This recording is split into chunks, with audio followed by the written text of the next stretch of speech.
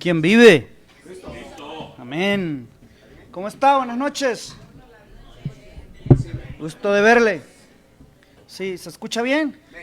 Sí, amén. ¿Qué le parece si abrimos nuestra Biblia ahí en el Evangelio según Lucas, en el capítulo 6? Vamos a estar ahí del verso 20 hasta el 44.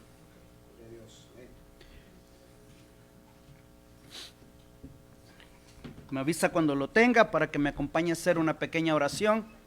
Damos gracias al Señor por el privilegio que nos da de poder reunirnos, de poder estar aquí para estudiar su palabra. Lucas capítulo 6, del verso 20 hasta el 44. Ok, me acompaña a hacer una pequeña oración, por favor, para poner este tiempo en las manos del Señor. Si gusta acompañarme, Padre, en el nombre de Jesús, damos gracias, Señor, bendecimos tu nombre. Porque tu nombre es digno de alabar, digno de exaltar, Señor. A ti pertenece la gloria, el imperio y el poder.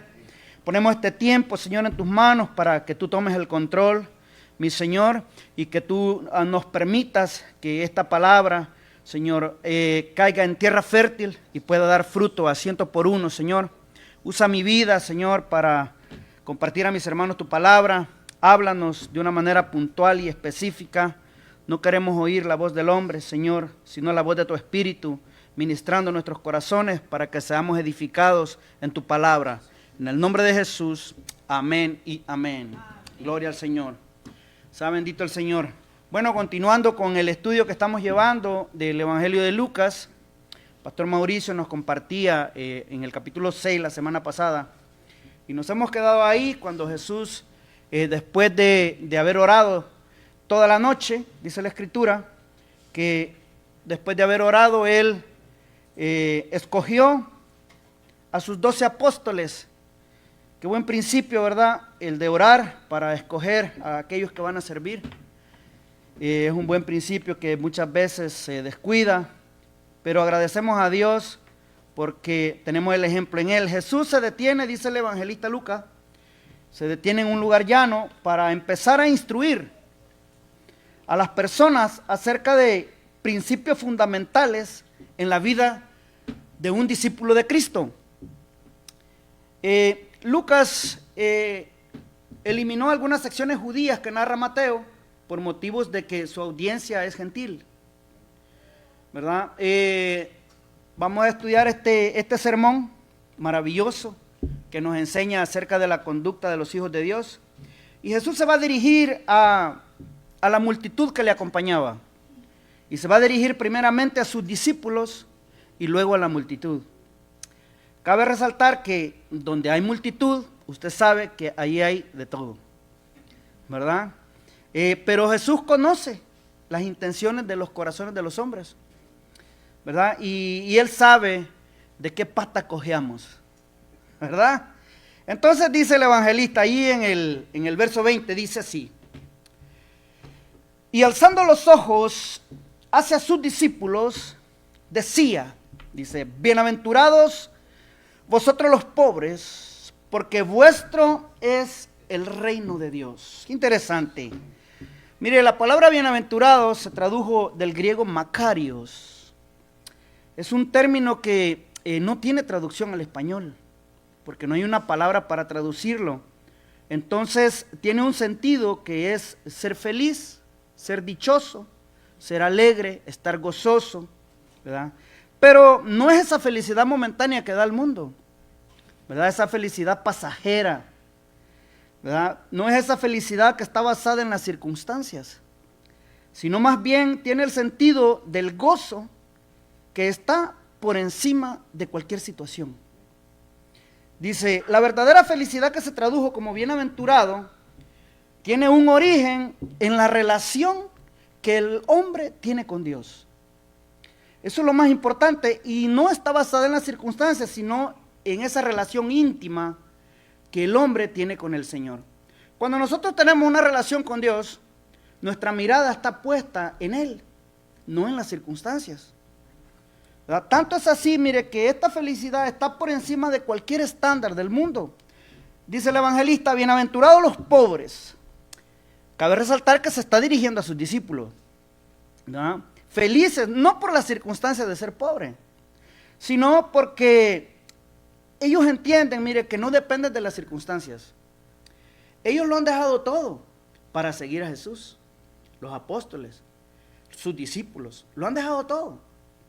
La pobreza de ellos es a causa de seguir a Jesús, ¿verdad? Esta bienaventuranza no está dirigida, como le digo, a la condición de pobreza. Jesús no enfatiza la pobreza, ni mucho menos dice que la entrada al reino de Dios es automáticamente para los pobres. Como se ha enfatizado en épocas pasadas que era necesario hacer votos de pobreza para poder entrar al reino de los cielos.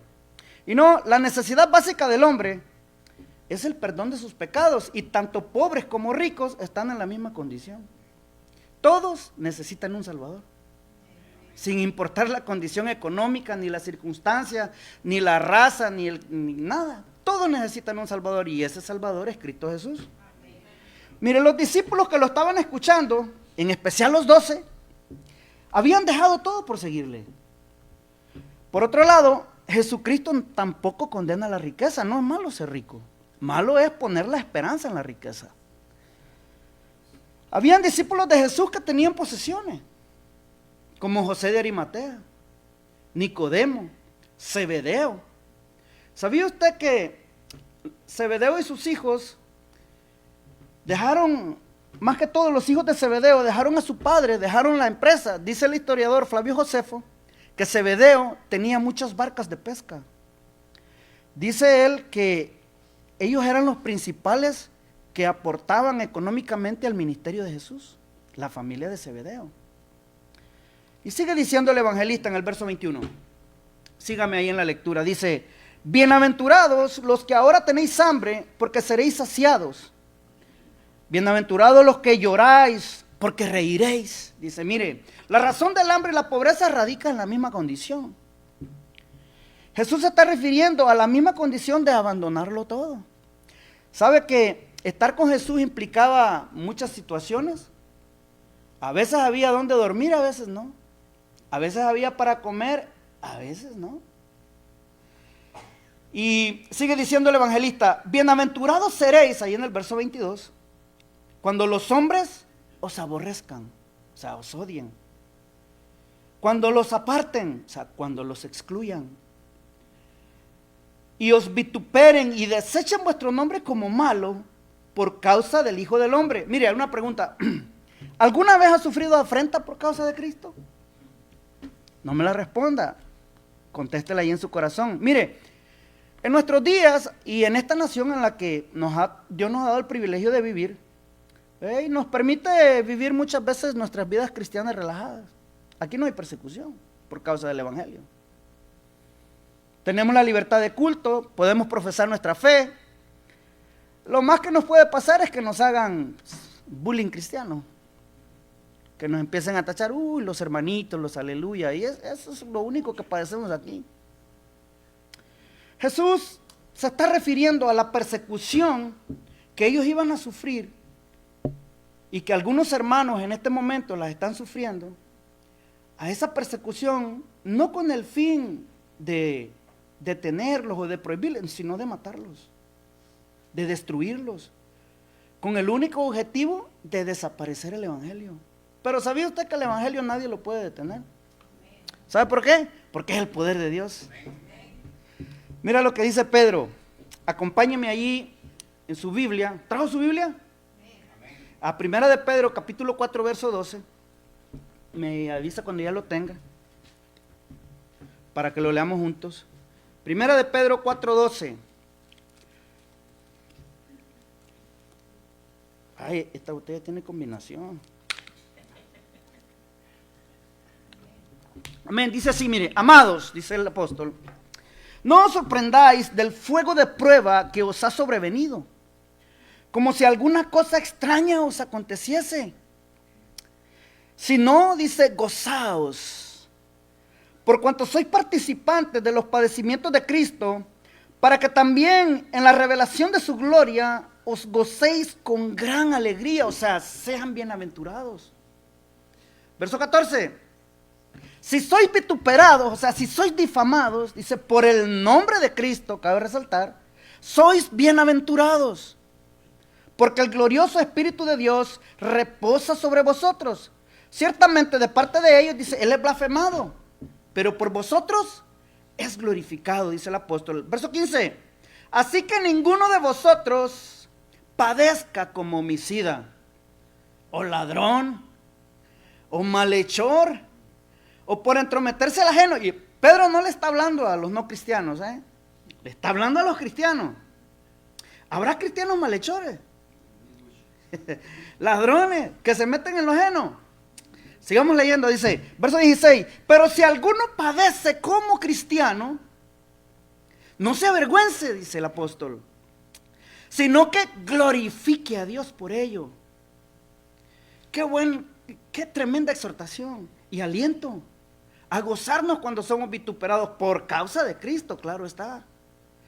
Sigue diciendo Lucas, volvamos ahí a Lucas al 6:23. Dice, gozaos en aquel día y alegraos, porque he aquí vuestro galardón es grande en los cielos, porque así hacían sus padres con los profetas. Miren, todos los que han padecido por causa de Cristo se gozarán en aquel día, dice el evangelista Lucas. ¿En cuál día? En el día de su regreso, cuando Él venga a ajustar cuentas y a recompensar a cada uno según su obra. Los profetas fueron perseguidos y vituperados. Entonces, mire, ahora Jesús va a hacer un contraste. Y es bien interesante que, mire, Él está hablando a la multitud. Y en esa multitud están sus discípulos. Entre sus discípulos están los apóstoles y está la muchedumbre. ¿Sabe que lo seguía a Él mucha gente? Algunos por ambiciones propias, por motivos personales, otros por los beneficios. Y Él lo sabía. Y Él se va a dirigir. Acaba de hablar a los discípulos, ahora va a cambiar hacia otro público y les va a decir en el 24. Jesús sabe que ahí lo están escuchando. Mire el 24, dice, mas hay de vosotros ricos, porque ya tenéis vuestro consuelo. Qué interesante, no está condenando el tener posesiones y riqueza, sino que está haciendo un contraste entre los pobres, que lo han dejado todo por seguirlo, y los ricos que no quieren dejar su comodidad. Mire, por eso dice que ya tienen su consuelo. ¿Cuál es el consuelo de ellos? El dinero, donde fijan su riqueza. Dice el verso 25, ay de vosotros los que ahora estáis saciados, porque tendréis hambre. Ay de vosotros los que ahora reís, porque lamentaréis y lloraréis. Mire, es necesario entender las palabras de Jesús al respecto de esto. Porque el énfasis es a quienes aman y confían en sus posesiones y comodidades. Muchos quisieron seguir a Jesús. Mucha gente venía y le decía, maestro, te quiero seguir. Muchos quisieron seguirlo, pero a causa de las demandas del precio de seguirle, muchos se desanimaban. Muchos decían, como dicen mis hermanos de Costa Rica, la vara estaba muy alta para seguir a Jesús. Dice, muchos no quisieron dejar sus comodidades y se les hacía pesada la cruz, estaba muy pesada. Acompáñeme, se lo voy a leer para avanzar en el tiempo. Mire, Lucas 9:23 dice que, y decía a todos, si alguno quiere venir en pos de mí, dice, niéguese a sí mismo, tome su cruz cada día, dice, y sígame. Mire, este pasaje establece 3 condiciones para ser discípulo de Cristo. Mire, una de ellas implica la necesidad de negarse a sí mismo. Esto es mucho más radical que una simple negación a ciertas cosas. Porque ¿sabe qué exige eso? La muerte del yo. ¿Sabe que eso es lo más difícil que un cristiano haga morir? Mi ego, mi orgullo, la muerte del yo. Tomar la cruz cada día implica negarme a mis anhelos, negarme a mis asuntos. A veces nuestra agenda es demasiado apretada y la agenda de Jesús no cabe. No hay tiempo para el Señor porque estamos demasiado ocupados.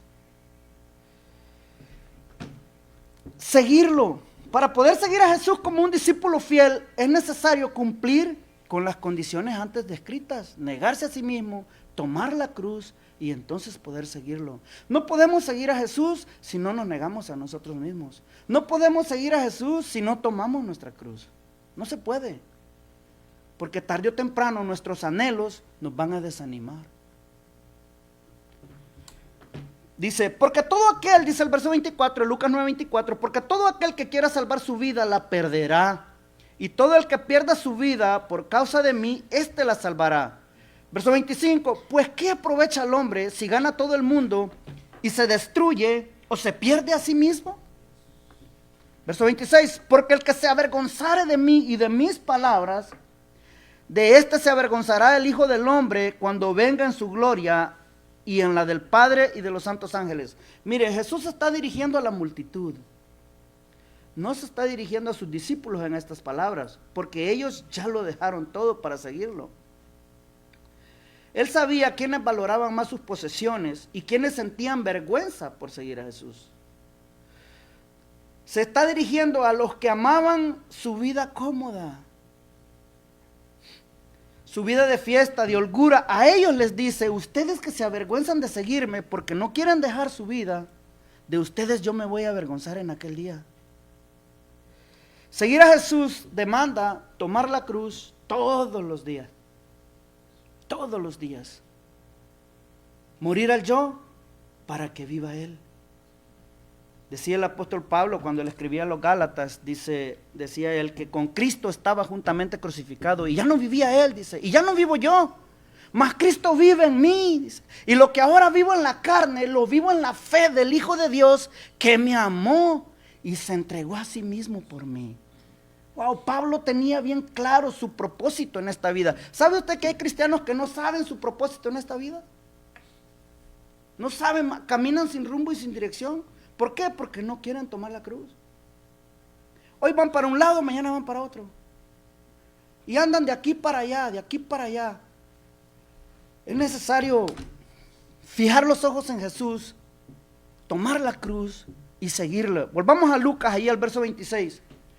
Sigue diciendo el Señor, ay de vosotros cuando todos los hombres hablen bien de vosotros, porque así hacían sus padres con los falsos profetas. Y los verdaderos profetas, ¿sabe qué hacía el pueblo con los verdaderos profetas? Los mataba, porque no les gustaba la palabra de Dios. Quería que les dijeran sus buenas cosas, que los adularan, que les hablaran de la pura bendición. Pero no les gustaba escuchar la palabra de Dios. Entonces, mire, Jesús ahora va a cambiar de público. Se dirigió primero a los discípulos, después a la multitud y ahora va a regresar a los discípulos. Y va a decir ahí en el verso 27. Mire, todos estos pasajes que vamos a leer, para que podamos entenderlos un poco más, están dentro de un contexto que es el amor a los enemigos. Y en ese contexto vamos a entender los pasajes. ¿Ok? ¿Me sigue hasta ahí? Amén, qué bueno, gloria a Dios. Dice el verso 27, pero a vosotros los que oís, o sea, a sus discípulos, os digo, amad a vuestros enemigos y haced bien a los que os aborrecen. Mire, hay algo en nosotros que surge de manera natural, como el amar a la familia, el amar a la esposa, el amar a los hijos. Pero amar a aquel que te aborrece, amar a aquel que te ha lastimado, amar a aquel que nos ha hecho daño. Mire, el idioma griego es bien amplio en aplicaciones y tiene diferentes palabras para hablar del amor. Y está el amor eros, que es el amor entre parejas, el amor fileo, que es el amor a los afectos del corazón, el amor entre amigos, y está el amor ágape. Y el evangelista utilizó en este versículo el amor ágape. ¿Sabe que el amor ágape es aquel amor que ama sin condiciones?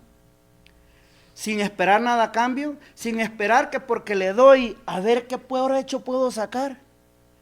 Es el amor que ama sin ninguna condición. Es el amor que existe en el corazón de Dios, que es el que lo movió para venir a rescatarnos. Porque ¿qué teníamos nosotros que el beneficio que Él podía sacar de nosotros? Ninguno. La gracia de Dios es esa buena voluntad que hay en el corazón de Dios, para hacernos bien. Eso es gracia. Eso es gracia. Dice el evangelista que lo que debe caracterizar a un hijo de Dios, ¿sabe qué es? El amor. El amor. Porque si alguno no tiene amor, nada es, dice el apóstol. Nada es. Aunque sepa todos los misterios y sepa todos los asuntos que nadie los ha descubierto, aunque encuentres el eslabón perdido, si no hay amor, nada es, dice el apóstol Pablo. Por eso le digo, mire, todos estos versículos que vamos a estudiar están dentro del contexto de amar a nuestros enemigos. Y allí vamos a estudiar. Dice el verso 28. Bendecid a los que os maldicen y orad por los que os calumnian. Pregunta, respóndale en su corazón. ¿Alguna vez ha orado por alguien que le hizo mal? Pero no esa oración que, Señor, llévatelo. No, esa oración que busca el bien de la otra persona. Y porque algunos a veces tomamos el espíritu de Juan y Santiago, que querían quemar una ciudad, sin importarle los niños, las mujeres, los jóvenes. No, le querían dar fuego a una ciudad, solo porque no quisieron recibir al Señor. Y el Señor les dijo, oye, ustedes no saben, ustedes de qué espíritu son. Yo no he venido a perder las almas, les dijo el Señor. ¿Alguna vez ha orado por alguien que lo lastimó, que lo hirió, que lo trató mal? Mire, acompáñame a Romanos capítulo 12, al verso 17, por favor. Vamos a ver un consejo para nosotros. ¿Ya lo tienen? Amén. Dice el apóstol, Romanos 12, 17. Vamos a leer hasta el 21. Dice, fíjate cómo dice el apóstol. Dice, no paguéis a nadie mal por mal. Dice, procurad lo bueno delante de todos los hombres. Verso 18. Si es posible, en cuanto dependa de vosotros, estad en paz con todos los hombres. Mire cómo dice el 19. No os venguéis vosotros mismos, amados míos, dice, sino dejad lugar a la ira de Dios, porque escrito está, mía es la venganza, yo pagaré, dice el Señor. Verso 20, así que, uy, qué mandamiento. Así que, dice, si tu enemigo tuviere hambre, ¿qué dice?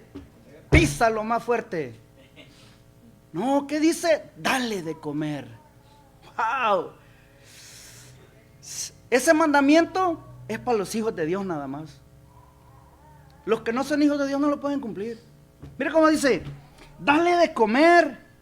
Dice, si tuviere sed, dale de beber.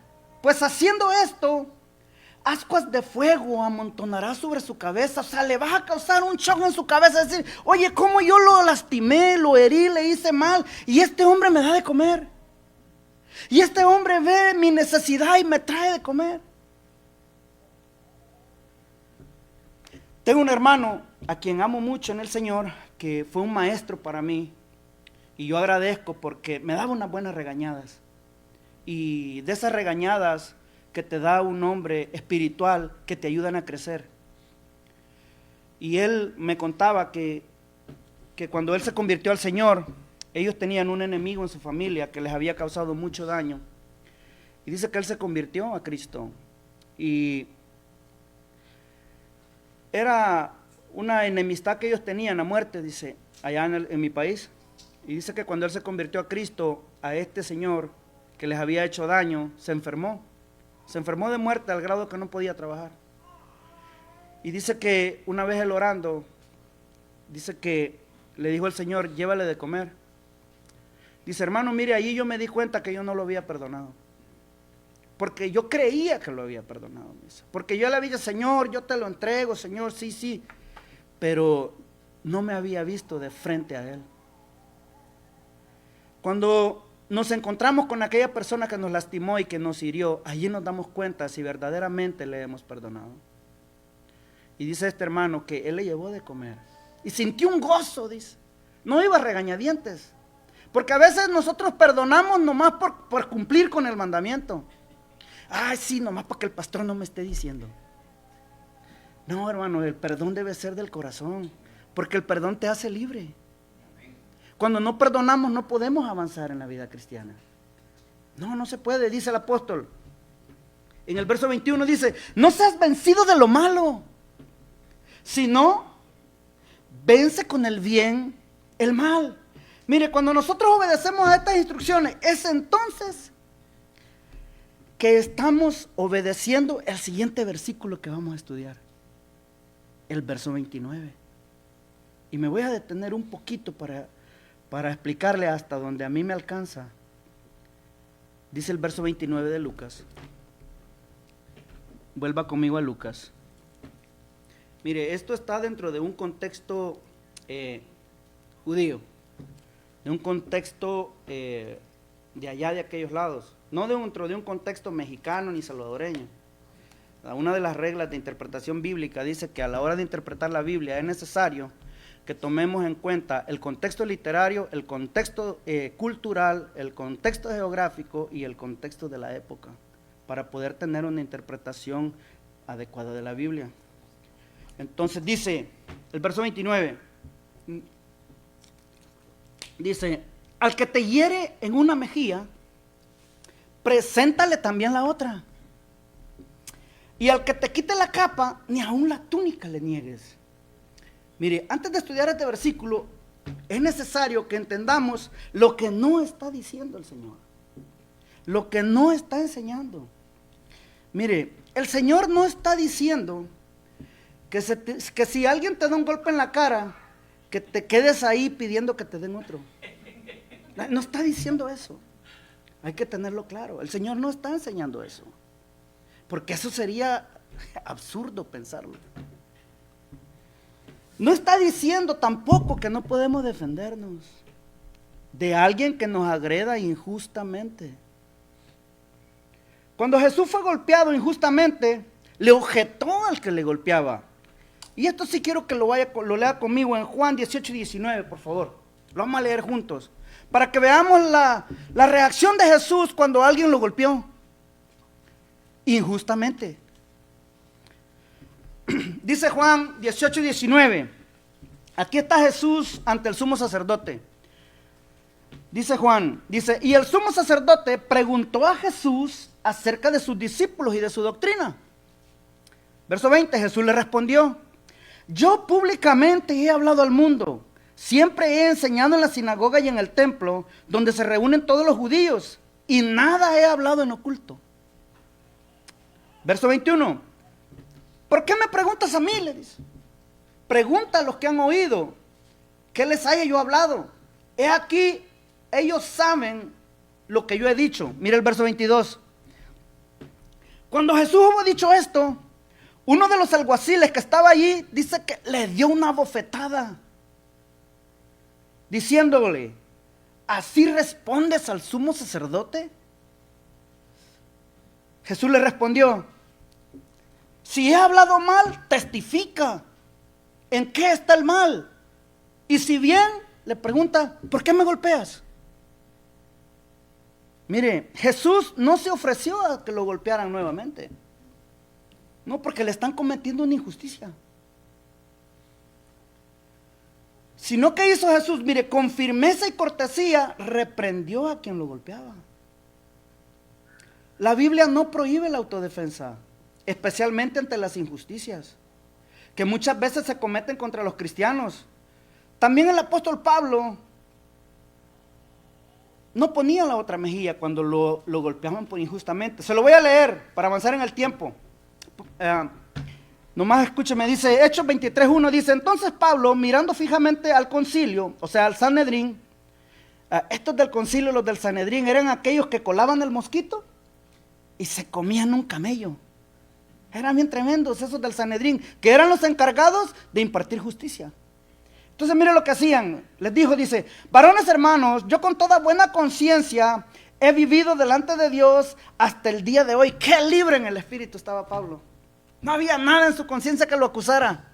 Mira cómo dice, el sumo sacerdote Ananías ordenó entonces a los que estaban junto a él que le golpearan en la boca. Y no le dieron un zape así, le dieron un fregadazo. Y mire lo que dijo Pablo. No le dijo Pablo, ay, pégame al otro lado. Mire lo que dijo Pablo. Entonces Pablo le dijo, Dios te golpeará a ti, pared blanqueada. ¿Estás tú sentado para juzgarme conforme a la ley y quebrantando la ley me mandas a golpear? Los que estaban presentes dijeron, ¿al sumo sacerdote de Dios injurias? O sea, ¿cómo te atreves a hablar así del siervo de Dios? ¿Dónde yo he escuchado esta frase? No sé, me suena por ahí. Mire, dice, Pablo le dijo, ay, dice, no sabía, hermanos, que era el sumo sacerdote. ¿Tú crees que Pablo no sabía? Claro que sí, sí lo sabía. Pero no se estaba comportando como el sumo sacerdote. Por eso Pablo le recrimina. Pablo, usando la ironía, les dice, perdón, es que yo no sabía que este injusto era el sumo sacerdote. Si es el sumo sacerdote, que obre en justicia. Mire, a veces se maneja un mal concepto de los cristianos. Y afuera más que todo, en que los cristianos tenemos que permitir los abusos, las injusticias, y que no podemos decir nada. A causa de un mal entendimiento de las escrituras. Mire, siguiendo con lo que no está diciendo Jesús en cuanto al golpe en la mejilla, mire, no está diciendo, pónganme atención por favor, dice, no está diciendo que si alguien está sufriendo abuso verbal, físico o psicológico, que debe de aguantarlo. No está diciendo eso. Que no lo debe denunciar, que debe quedarse callado. No, el Señor no está diciendo eso. Para eso hay autoridades civiles y judiciales. Esas cosas se denuncian. Para poder entender, es importante comprender, como le digo, el contexto de la enseñanza. ¿Qué significa al que te hiere una mejilla, preséntale la otra? Mire, este golpe en la mejilla no se daba con la palma de la mano, sino con el anverso, con la parte de aquí. Y llevaba la intención de humillar, como decir, no vales nada, como con menosprecio. Era un golpe con esta parte de aquí, indicando el menosprecio, era con el sentido de humillar. Mire, es necesario que entendamos este proverbio, este dicho de Jesús. Mire, Jesús viene enseñando sobre el amor a los enemigos, a los que nos aborrecen, a los que nos ultrajan por causa de su nombre, y cómo deben reaccionar los hijos de Dios al respecto. La instrucción bíblica cabe resaltar que prohíbe la venganza. La Biblia la prohíbe. No da pie a tomar en nuestras manos la venganza. No, la Biblia no lo permite. En primer lugar, mire, es bien interesante entender cuando Moisés dijo, vida por vida, ojo por ojo, diente por diente, mano por mano, pie por pie, quemadura por quemadura, herida por herida y golpe por golpe. Eso hay que entenderlo. Moisés no les está dando una fórmula a los israelitas para que se venguen personalmente. No, eso no es lo que está enseñando Moisés. Porque la palabra de Dios prohíbe con claridad cualquier forma de venganza. Lo prohíbe tajantemente.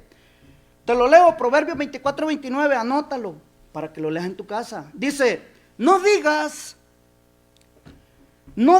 dice, haré con él como él hizo conmigo. Pagaré a este hombre según merece su obra. No digas eso, dice el proverbista. La venganza, hermanos, está en manos de Dios. Mire, ojo por ojo y diente por diente eran mandamientos para usos en las cortes, a los jueces. Y tenían el propósito de que el castigo no excediera la falta. Porque resulta que ya ve que agarran a uno que se roba las uvas del supermercado y le clavan 20 años de cárcel, y a uno que roba millones, págate una multita. Y esa es injusticia. Por eso se dio el mandamiento, para que el castigo fuera igual a la falta y no excediera y se aplicara con justicia. Mire, te voy a leer un ejemplo de un cristiano que entiende esto. Si quieres, acompáñame ahí a Hechos 7:51, vamos a leer hasta el 60. Voy a correr un poquito por cuestiones del tiempo. Como que no hay reloj. Ay, no me lo enseñe. Dice, mire, dice, este es Esteban. A Esteban lo están apedreando. ¿Sabe por qué? Porque los comenzó a confrontar con la palabra. Porque Esteban era un hombre lleno del Espíritu Santo. Y comenzó a confrontar a las autoridades. Y dice que les decía en el verso 51, ahí en Hechos 7:51, dice, duros de cerviz, incircuncisos de corazón y de oído, vosotros resistís siempre al Espíritu Santo como vuestros padres, así también vosotros. ¿A cuál de los profetas no persiguieron vuestros padres y mataron a los que anunciaron de antemano la venida del justo, de quien vosotros ahora habéis sido entregadores y matadores? Vosotros que recibiste la ley por disposiciones de ángeles y no la guardaste. Mire cómo hacían, oyendo estas cosas, se enfurecían en sus corazones y crujían los dientes. Estaban enojados por lo que les está diciendo el varón de Dios. Pero Esteban, dice la Biblia, qué poderoso. Mire, pero Esteban, lleno del Espíritu Santo, puesto los ojos en el cielo, vio la gloria de Dios y a Jesús que estaba a la diestra de Dios y dijo, he aquí, veo los cielos abiertos y al Hijo del Hombre que está a la diestra de Dios. Entonces ellos, dando grandes voces, se taparon los oídos. Ay, qué santos. Se taparon los oídos, dice, y arremetieron contra él y echándole fuera de la ciudad le apedrearon. Y los testigos pusieron sus ropas a los pies de un hombre que se llamaba Saulo y apedreaban a Esteban mientras, ¿qué hacía Esteban? Invocaba y decía, Señor, recibe mi espíritu. Y el verso 60 dice, y puesto de rodillas, clamó a gran voz, Señor, no les tomes en cuenta este pecado. Y habiendo dicho esto, durmió. Qué interesante. Eso solo lo puede hacer una persona que está llena del Espíritu de Dios. Sigamos con Lucas, ahí en el verso 27. Porque entonces es necesario entender qué significa poner la otra mejilla. Y voy a tomar un poquito el contexto para que lo podamos comprender. Y vamos a ir al 27, para agarrar del 27 y llegar hasta el 29. Dice, pero a vosotros los que oís, o sea, a los apóstoles, a los discípulos, os digo, amad a vuestros enemigos, haced bien a los que os aborrecen, bendecid a los que os maldicen y orad por los que os calumnian. Al que te hieren una mejilla, preséntale también la otra, y al que te quite la capa, ni aun la túnica le niegues. Mire, el paralelo en Mateo, te lo voy a leer, en Mateo 5:38, dice, oíste que fue dicho, ojo por ojo y diente por diente, pero yo os digo, no resistáis al que es malo. Antes, a cualquiera que te hiere en la mejilla derecha, vuélvele también la otra. Mira, hermano, cuando nosotros amamos a nuestros enemigos, es decir, no guardamos rencor hacia ellos, y cuando hacemos bien a los que nos aborrecen, y bendecimos a los que nos maldicen, y oramos por los que nos ultrajan, eso es poner la otra mejilla. No está hablando de una manera literal. La frase tiene el sentido de devolver un bien a cambio de un mal recibido. En otras palabras, Jesús condena el espíritu que carece de amor, de odio, de anhelos de venganza. Mira, está diciendo, no resistas al malo con medidas que surgen de una disposición carente de amor, renuente a perdonar, implacable, vengativa.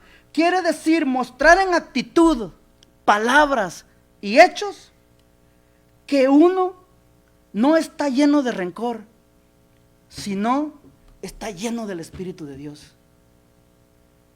Cuando alguien nos agrede y no respondemos a la agresión con otra agresión, entonces estás presentando la otra mejilla.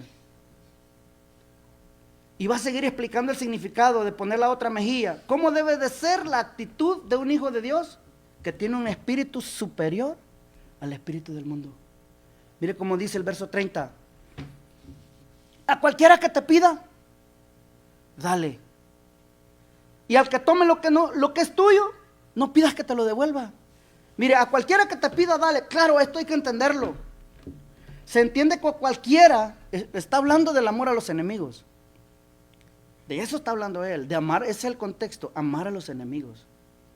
A cualquiera que te pida, dale, dice, y hay que tener madurez y discernimiento para poder entender este mandamiento. Porque no se está refiriendo a todo aquel que pide en sentido general. Porque mire, es necesario para entender esto, tomar el contexto general de la Biblia y poder entender a qué se está refiriendo. Te lo voy a leer, una exhortación que el apóstol Pablo hace a la iglesia de Tesalónica, ahí en 2 de Tesalonicenses, y voy a ir rápido.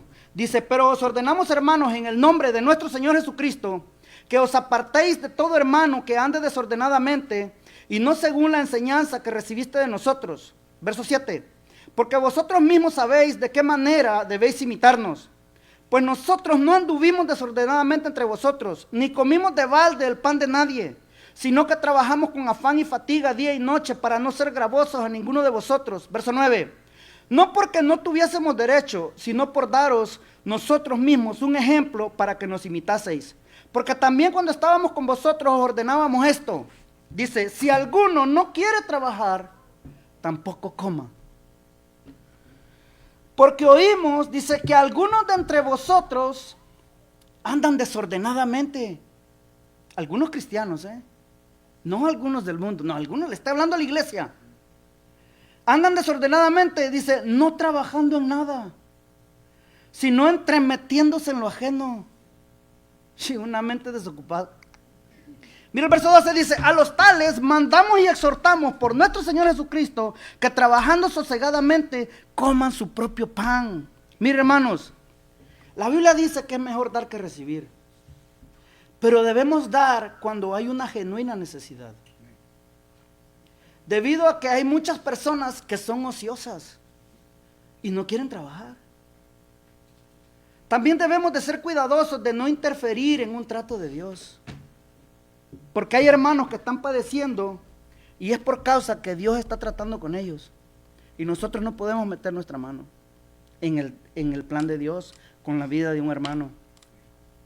Sigue diciendo Lucas en el verso 31. Y como queréis que hagan los hombres con vosotros, así también haced vosotros con ellos. Mire, no podemos hacer distinciones.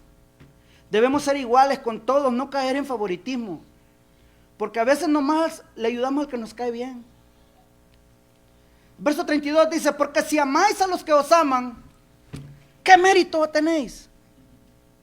Porque también los pecadores aman a los que os aman, a los que los aman. Verso 33, y si hacéis bien a los que os hacen bien, ¿qué mérito es ese? Porque también los pecadores hacen lo mismo.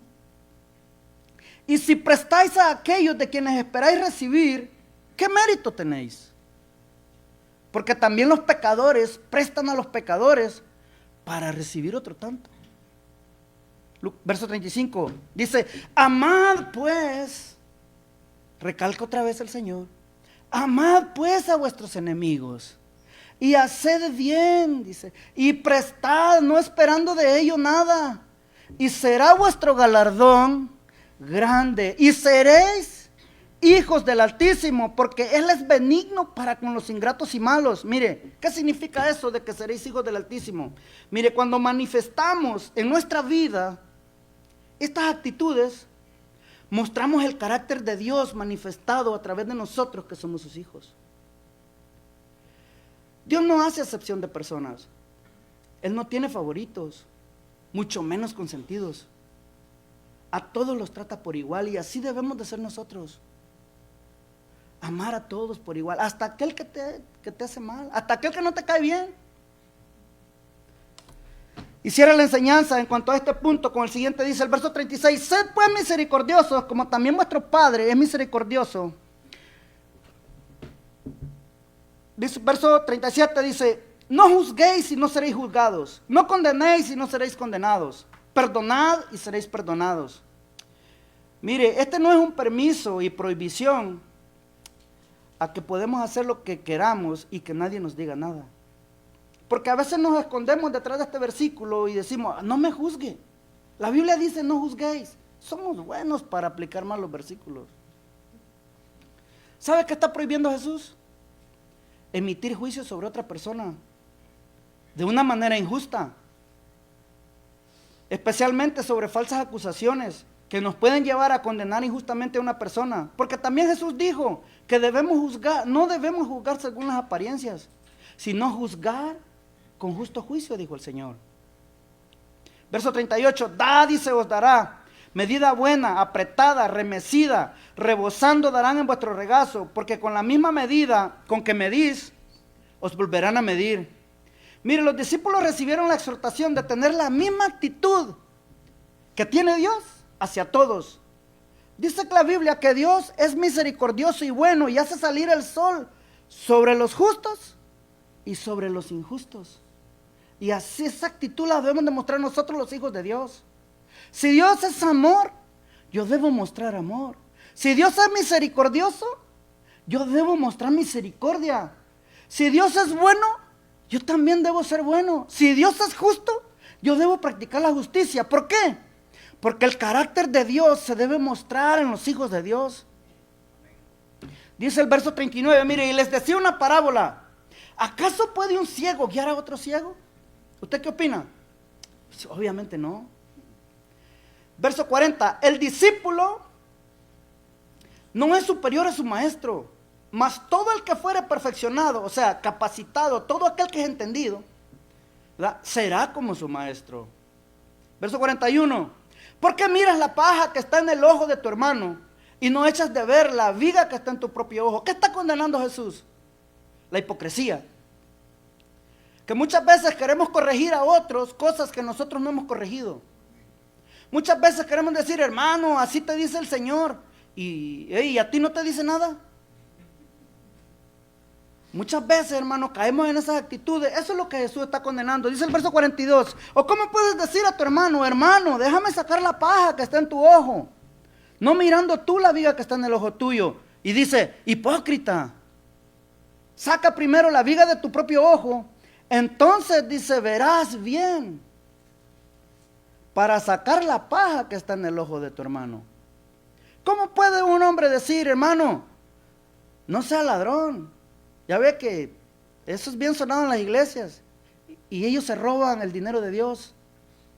O sea, ¿me entiende? Me explico, perdón, para no ofender su inteligencia. Dice el verso 43, no es buen árbol el que da malos frutos, sino árbol malo el que da buen fruto, porque cada árbol se conoce por su fruto, pues no se cosechan higos de los espinos, ni de las zarzas se vendimian uvas. Dice el verso 45, el hombre bueno del buen tesoro de su corazón saca lo bueno, y el hombre malo del mal tesoro de su corazón saca lo malo, porque de la abundancia del corazón habla la boca y también el Facebook. ¿Por qué me llamáis Señor, Señor, y no hacéis lo que yo digo? Wow. Le hago una pregunta al aire, ya para ir cerrando. Me van a quedar otras 10 páginas. Invíteme un café y un buen steak. Le voy a hacer una pregunta, mire. ¿Qué te ha dicho Dios que hagas y no lo has hecho? Para meditar en el corazón. ¿Qué te ha dicho que arregles y no has arreglado? Mire, el servicio de labios para afuera no es la esencia de un verdadero discípulo de Dios. Dice el verso 47, todo aquel que viene a mí y oye mis palabras y las hace, os indicaré a quién es semejante. Verso 48, semejante es al hombre que al edificar una casa cavó y ahondó y puso el fundamento sobre la roca, y cuando vino una inundación, el río dio con ímpetu contra aquella casa, pero no la pudo mover porque estaba fundada sobre la roca. No tengo tiempo para explicarle lo que significa, pero tengo tiempo para un café. Verso 49, más el que oyó, fíjate, más el que oyó y no hizo, semejante es al hombre que edificó su casa sobre tierra sin fundamento, contra la cual el río dio con ímpetu y luego cayó. Y fue grande la ruina de aquella casa. Pongámonos de pie, por favor, para terminar. Y quiero que leas esto conmigo. Ve conmigo a Santiago 1:22.